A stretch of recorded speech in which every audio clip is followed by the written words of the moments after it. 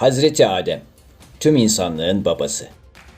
Kimilerine göre cahil, kimilerine göre ise kelimenin tam anlamıyla en baba bilgin. Peki nasıl bir bilgin? Mesela moleküler iletimin, diğer adıyla ışınlanmanın kaidelerini bilecek kadar teknolojik birikimi olduğunu söylesek, ya da havadaki iyon enerjisiyle insanlığın tüm enerji ihtiyacının nasıl kolayca ve bedava karşılanabileceğini bildiğini ve tüm bu üst düzey bilgilerin insanlığı yavaş yavaş nasıl Nuh tufanına sürükleyecek hale geldiğini. Sizce çok mu hayalperestçe oldu? Peki ya buna dair güçlü işaretler varsa? Nuh tufanını sıfır noktası olarak kabul ettiğimiz sıfırdan bire yolculuğumuz bugün eksi bire, yani Hazreti Adem'e uzanıyor. Hadi başlayalım.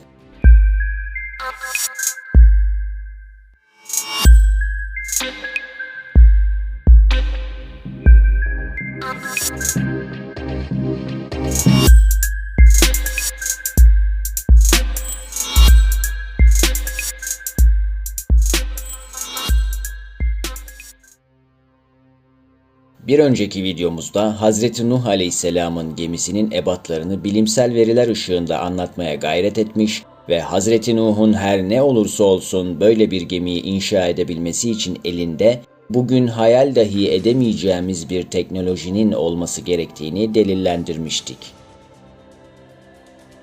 İzlemeyenler için bu videonun linkini sağ üst köşeye bırakıyor ve konunun bütüncül şekilde kavranabilmesi açısından izlemenizi şiddetle tavsiye ediyoruz. Peki Kur'an'da Hazreti Nuh'un elindeki büyük teknolojiye dair bir işaret bulabilir miyiz? Hatırlayalım. Hud suresinin 37. ayet-i kerimesinde "Bizim gözetimimiz altında ve vahyimizle gemiyi imal et" buyruluyordu. Bu ayetteki "bizim gözetimimizle ve vahyimizle imal et" ifadesi, Hazreti Nuh'a vahiy yoluyla geminin yapımı için gereken teknolojinin öğretildiğine ve bu teknolojinin icrası için gerekli donanımın nasıl tedarik edileceği bilgisinin verildiğine dair önemli ipuçları barındırıyor olabilir. Vahiy ile teknolojinin ne alakası var diyebilirsiniz. Ancak sandığınızdan çok daha fazla alakası olabilir. Bunun yanında bu teknolojiye yavaş yavaş da ulaşılmış olması mümkündür. Ancak bu iki seçenekten daha da iyi olanı ise her iki seçeneğin de aynı anda var olması. Yani vahiy ile gelen teknolojik bilgi insan çabasıyla daha ileriye taşınmış olabilir. Gelin zamanı geriye doğru sarıp bu alakayı ilk insan ve ilk peygamber olan Hazreti Adem aleyhisselamı inceleyerek kuralım. Bakalım iki büyük peygamber arasındaki bu upuzun devir birilerinin dediği gibi karanlık çağ mıymış? Hepimizin bildiği üzere Hazreti Adem ve Hazreti Nuh arasındaki zaman dilimi günümüz bilimine göre karanlık çağ diye adlandırılan devrin içinde kalıyor. İlkokuldan beri gördüğümüz çağlar tablosunu hepimiz hatırlarız. Bu tabloda ateşin ve yazının icadı, taş devri, tunç devri gibi bir takım isimlendirmeler mevcut ve bunlar maalesef kesin doğrular olarak zihnimize kazınmış vaziyette. Çünkü bu Batı'nın bilimi. Çok fazla tartışmaya gelmez, değil mi? Genel itibariyle ateist, pozitivist ve hatta Darwinist düşünce zeminine inşa edilmiş olan Batı biliminin bu tavrı bazen henüz keşfedemediği şeyler için "bilimde böyle bir şey yok" diyecek kadar kibirli bir hal alabiliyor. Ancak neredeyse bütün dünyaya sirayet ettirilen bu tavır, bilimin dogmalardan uzak olması gerektiği fikriyle biraz çelişiyor gibi. Ülkemiz de dahil olmak üzere dünyanın pek çok yerinde bu eğitim sistemiyle yetişen her inançlı çocuğun zihninde bahsi geçen çağlar tablosunu gördükten sonra muhakkak bir karmaşa yaşanmıştır. Özetle bu tablo bilimsel ve gerçekse: 1. Adem diye biri yok mu? 2. Eğer varsa ateş yakmayı ve yazı yazmayı bilmiyor muydu? 3. Yegane güç olan Tanrı kendisi için bu kadar cahil bir halife seçmiş olabilir miydi? Çağlar tablosundaki ismiyle karanlık çağ her ne kadar bu tabloyu hazırlayanlar için karanlık olsa da Doğu toplumları için gayet aydınlıktır. İslam inancına göre insan tüm yaratılmışların en şereflisi konumundadır. Aslında bu, insanoğlunun sahip olduğu yaratılışsal donanımlar açısından değerlendirildiğinde günlük hayatta bile açık şekilde görünen su götürmez bir gerçek. Zira bu kadar karmaşık ve etkin bir zihin yapısına sahip, şuur sahibi başka bir varlıkla henüz karşılaşmış değiliz.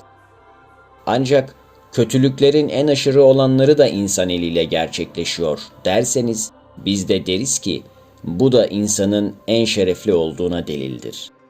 Çünkü en şerefli olan aynı zamanda kendi tercihiyle en kötüyü de seçebilir kabiliyette olmalıdır. Zaten onu en şerefli yapacak olan kötülüğü seçebilecek kabiliyette olmasına rağmen iyiliği seçebilmesidir. Yazılı olmayan kurallardan biridir ki her şey zıttıyla bilinir. Konumuza dönecek olursak, Tanrı'nın kendine halife seçerek şereflendirdiği bir varlığın bir müddet kalacağı mekana, tabiri caizse zır cahil olarak gönderilmeyeceği, Tanrı'ya inanan her fert için aşikardır. Zira bir hükümdar bir başka ülkeye göndermek üzere elçi seçerken üstün meziyetlere ve sorumluluk bilincine sahip birini arar. Temsil önemlidir. Dolayısıyla Hazreti Adem dünyaya gönderilirken en azından ateş yakmak, konuşmak gibi iptidai bilgilere sahip olmalı, değil mi? Bu videonun sonunda Hazreti Adem'in hiç de başlangıç seviyesinde bilgilere sahip olmadığını göreceksiniz. Gelin konuyla ilgili Kur'an'daki en önemli ipucunu barındıran ayete gidelim. Bakara suresinin 31. ayetindeki ifade şöyle. Estaizu billah, bismillah. Ve alleme Adem'el esmâ'e kullaha. İlâ âhiril âye. Sadakallâhul azîm. Ve o, Adem'e her şeyin ismini öğretti. Her zaman duyduğunuz ayet değil mi? Bakalım her zaman duyduğunuz gibi mi olacak? Ayetin ilk akla gelen manası İslam alimlerinin ittifakıyla sabittir ki Hazreti Adem aleyhisselam her nesneye hangi kelimelerle hitap edildiğini henüz dünyaya gönderilmeden öğrenmişti. Peki yalnızca bu kadar mı? Burada gözden kaçırılmaması gereken önemli bir detay var. Soru şu: bir şeyin ismini bilmek ne demek? İsim kelimesi Türkçe'de de sıkça kullanılan ve dilimize Arapçadan geçmiş bir sözcük. Ayette geçen esma kelimesi ise bu kelimenin çoğulu. Etimolojik olarak incelediğimizde bu sözcüğün iki farklı anlamıyla karşılaşıyoruz. Bunlardan ilki olan semuvvun, yücelik anlamına geliyor. İkincisi ise işaret etmek anlamına gelen vesemun kelimesi. Sadece bu iki kelimeyi yan yana getirip kapsayıcı bir mana elde etmek istersek, yüceliğine işaret etmek anlamı belki de isim kelimesini en güzel şekilde ifade etmiş olur. Örnek vermek gerekirse, Bismillah, Türkçe anlamıyla Allah'ın adıyla dediğimizde, ince bir bakışla görüyoruz ki aslında Allah'ın bize işaret ettiği bütün yüce sıfatlarıyla demiş oluyoruz. Biraz daha detaya inmek gerekirse isimlendirilenin yüce, daha da derin anlamıyla hikmetli tarafına işaret ediyor. İsimlendirilenin somut kısmının yanı sıra soyut fonksiyonlarını da kapsıyor. Daha iyi anlaşılması için bir örnek üzerinden gidelim. Eğer ben size masa dersem ve siz masa denen nesneyi daha önce görmüşseniz, ortada herhangi bir masa olmaksızın zihninizde bir şekil oluşur. Ancak sadece şeklini bilmeniz size işe yarar bir bilgi sağlamaz. Zihninizde oluşan şeklin yanında o şekli asıl anlamlı kılacak olan şey masanın ne işe yaradığı, yani fonksiyonudur. Masa kelimesini duyduğunuzda biçiminin yanında üzerinde yemek yenebilen, ders çalışılabilen, etrafında oturulup sohbet edilebilen ve benzeri birçok fonksiyonun da zihninizde belirmesi gerekir.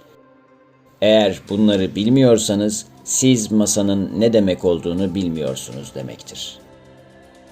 Masayı masa yapan, anlamlı kılan gördüğünüz gibi şeklinden ziyade ne işe yaradığı. Aksi takdirde bir objeye hangi kelimeyle seslenileceğini bilmek tek başına yeterli değil. Sonuç olarak Hazreti Adem'in isimleri bilmesi demek, aynı zamanda isimlendirilenlerin fonksiyonlarını da bilmesi demektir dersek, belki de en isabetli kanıya varmış oluruz. Bununla birlikte bu fonksiyon bilgisi masa örneğindeki kadar basit bir bilgi değil. Yine bir örnekle anlatacak olursak, Hazreti Adem aleyhisselam eline demir elementini aldığında bu maddeye hangi sözcük veya sözcüklerle sesleneceğini bilmenin yanında demir maddesinden fiziksel, kimyasal, manyetik ve elektrokimyasal olarak hangi fayda ve zararların elde edileceğini de biliyordu. Bu özellik Hazreti Adem'e Allah tarafından bahşedilen bir mucize olarak da değerlendirilebilir. Çünkü biz biliyoruz ki her peygamber mucizelerle desteklenmiştir. Yeri gelmişken mucize kavramı ile ilgili bir parantez açalım. Bediüzzaman Said Nursi Hazretleri, Risale-i Nur Külliyatı'nın Mektubat isimli kitabında 20. mektup bölümünün 1. makam başlıklı kısmında Kur'an'daki Hazreti Süleyman kıssasından bahsederek Belkıs'ın tahtının göz açıp kapayıncaya kadar Yemen'den bulundukları yere getirilmesi hadisesine değiniyor ve bunun günümüzdeki adıyla ışınlanma teknolojisi olduğuna işaret ediyor. Özetle peygamber mucizelerinin gönderildikleri kavimlere bilimsel bir hedef gösterdiği ve tabiri caizse bugün mucize olan bu duruma çalıştığınız takdirde ilmi olarak ulaşabilirsiniz dediğini anlatıyor.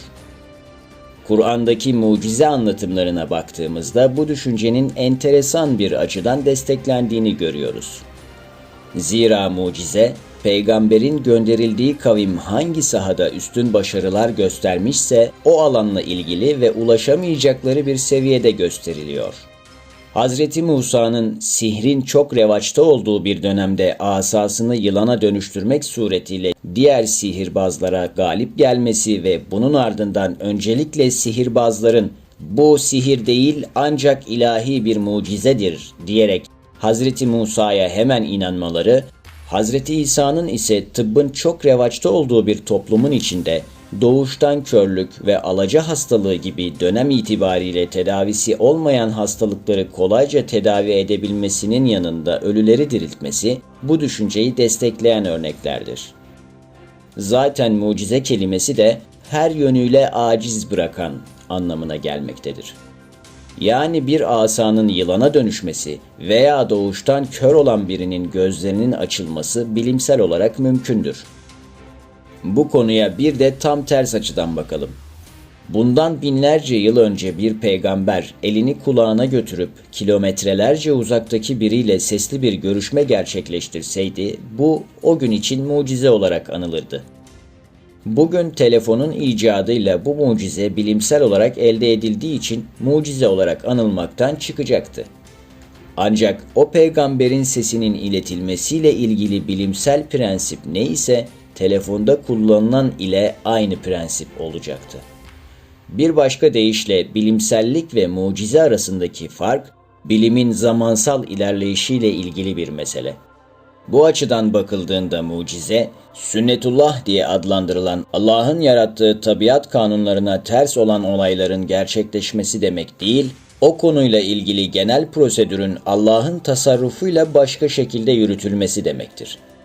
Bugünün bilimi mucizenin bilgisine ulaşamadı diye mümkün olamayacağını savunmak ise bizatihi bilime ihanet etmek demektir. İşte dogmatik bilim dediğimiz şey tam da bu. Bu açıdan bakıldığında Hazreti Adem'e verilen isim mucizesinin teknolojik bilgi içeriyor olması çok daha mantıklı görünüyor. Peki böylesine büyük bir teknolojik birikimle dünyaya gönderilen Hazreti Adem aleyhisselamın bu bilgiyi kendi nesline öğretmemesi acaba mümkün mü?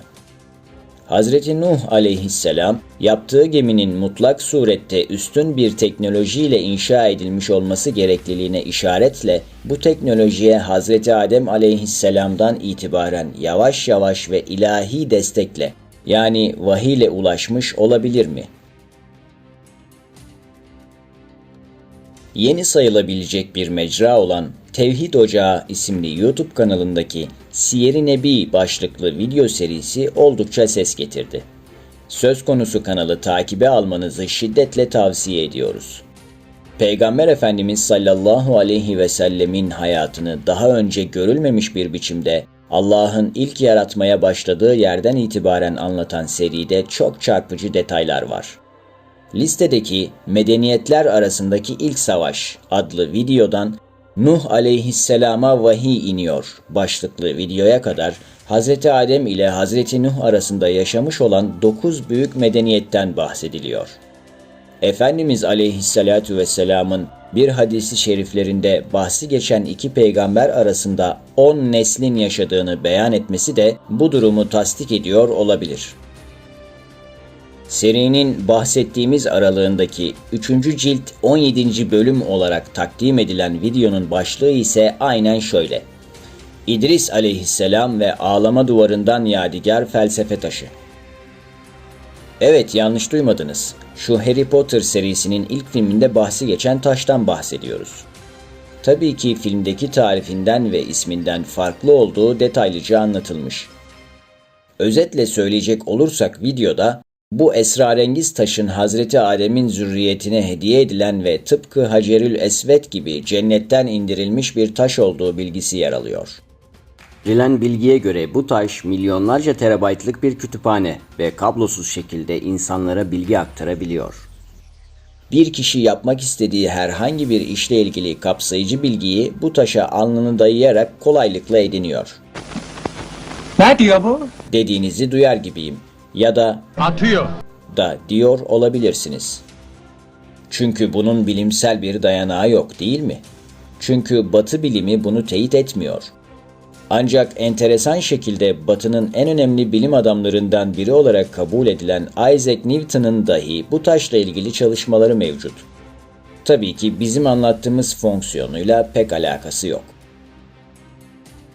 Özetle Hazreti Adem aleyhisselamın eşyanın fonksiyonuna dair kapsamlı bilgisini kabul ettiğimizde, felsefe taşının varlığı da buna eklendiği takdirde, Hazreti Nuh'un gemisinin inşa edilebilmiş olması bizim için şaşırtıcı olmaktan çıkıyor. Karanlık çağı bir nebze olsun aydınlatmaya çalıştığımız bu videomuzun sonunda her geçen gün zihinsel anlamda daha karanlık bir çağa doğru koşmamayı temenni ediyor ve Allah'ın ilminin sınırlı insan aklının keşfedebileceğinden çok daha fazla ve mükemmel olduğunun anlaşılacağı günleri hasretle beklediğimizi belirtmek istiyoruz. Bir sonraki videomuzda insanların Hz. Adem'den Hz. Nuh'a kadar elde edilen teknoloji sayesinde tufan vasıtasıyla nasıl yok edilecek hale geldiklerinden yola çıkarak daha önce hiç duymadığınız bağlantılarla muazzam bir kıyamet modellemesi yapıp dünyanın sonunu getireceğiz. Evet, dünyanın sonunu biz getireceğiz. Kalın sağlıcakla.